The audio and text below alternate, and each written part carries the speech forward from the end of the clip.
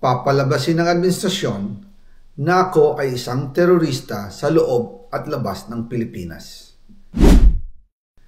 Para mailibing ako kasama ang katotohanan kahit saan man ako pumunta.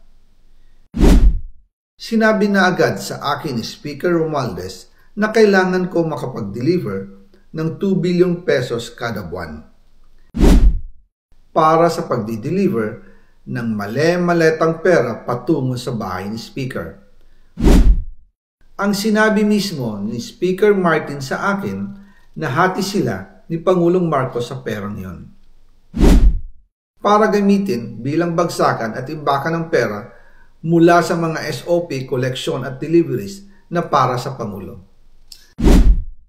Huwag mo akong pigilan sa mga insertions ko. Huwag ka nang makialam sa budget. Ang gusto niya ng 50 billion pesos na insertion. Ngunit ang sagot ng Pangulo, humingi ka ng bago or dagdag na insertions.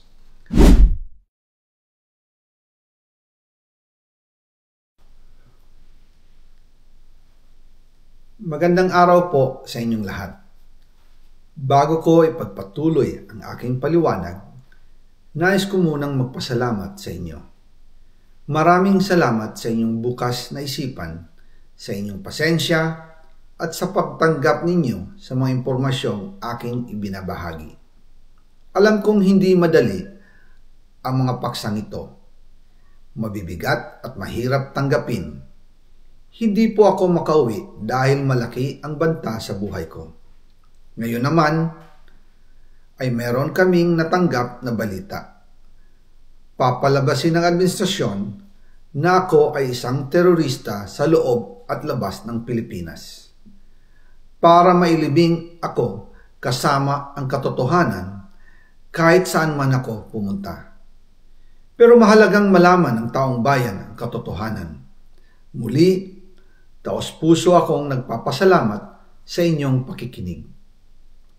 Una po sa lahat, sinasabi ng ICI at ni Henry Alcantara na 21 billion pesos daw ang napunta sa akin. Hindi po totoo yun. Wala akong natanggap na ganyang halaga.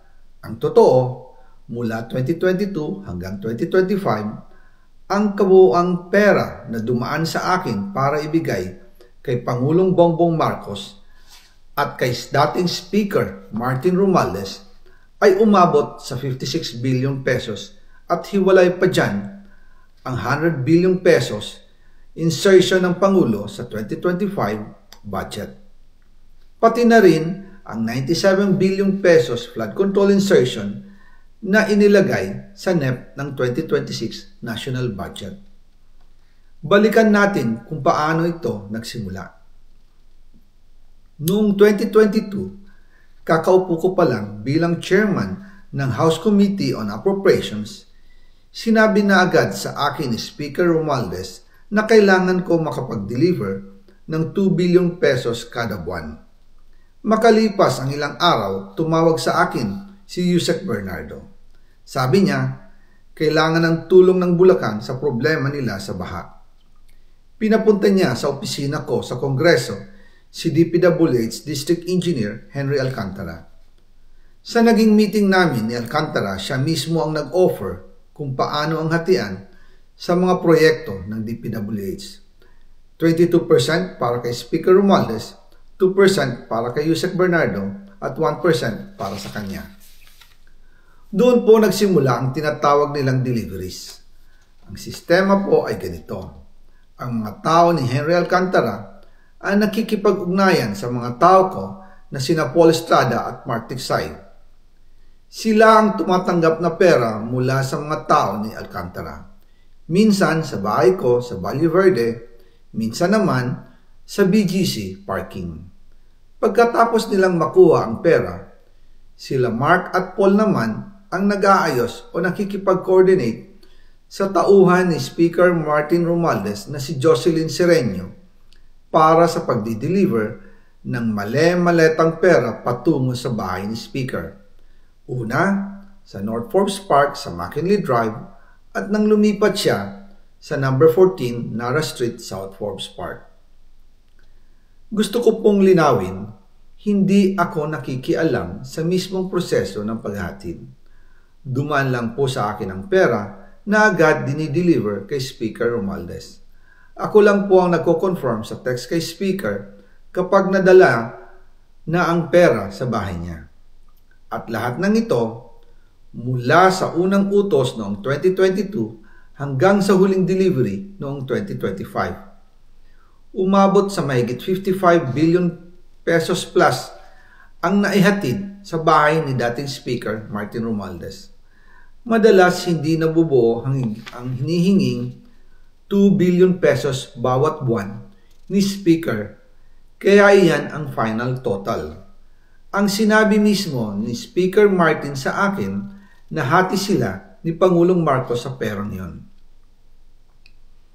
Ang listahan ng mga deliveries na ito, kung kailan, magkano, at saan dinala, ilalabas ko po kasabay ng video na ito. Noong November 2024, habang nasa proseso kami ng pagtatalakay ng budget, nakipag-meeting sa amin ni Speaker Martin si Yusek Jojo Cadiz. Sabi niya, masama raw ang loob ni Pangulong Marcos, wala raw siyang natatanggap na remittance. At dahil laging napapagalitan si Speaker Martin ng Pangulo mula September hanggang November, inutusan niya ako na mag-deliver ng 1 billion pesos para kay BBM.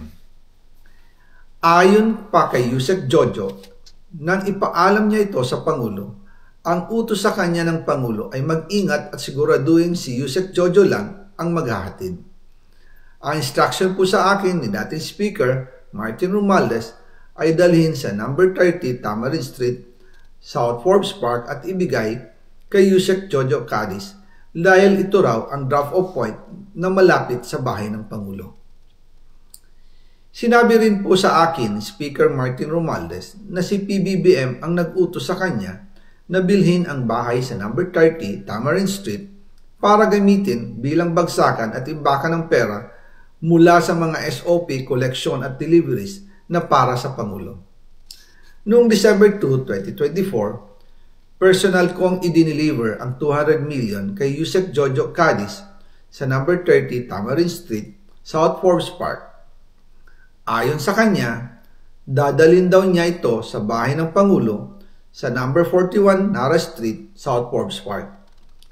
Kasunod nito, noong December 5, 2024, muli akong nag-deliver ng 800 million sa parehong address at Yusek Jojo Cadiz pa rin ang tumanggap. Sabi niya, iyon naman ay dadalhin sa bagong bahay ng Pangulo sa South Forbes Park. Sa kabuuan, 1 billion pesos ang personal kong naihatid. Ako mismo ang nagbigay ng pera, kasama ang aking driver at mga tauhan. At lahat ito ay base sa direktang utos ni Speaker Martin Romualdez. At dyan po nabuo ang kabuuang halagang 56 billion na ipinadala mula 2022 hanggang 2025. Pero kahit na na-deliver na ang 1 billion pesos para kay Pangulong Marcos at kahit na naisama na rin sa 2025 budget ang 100 billion pesos insertion sa pamamagitan ng BICAM Committee, ayon mismo sa utos ng Pangulo, nagagalit pa rin daw si BBM.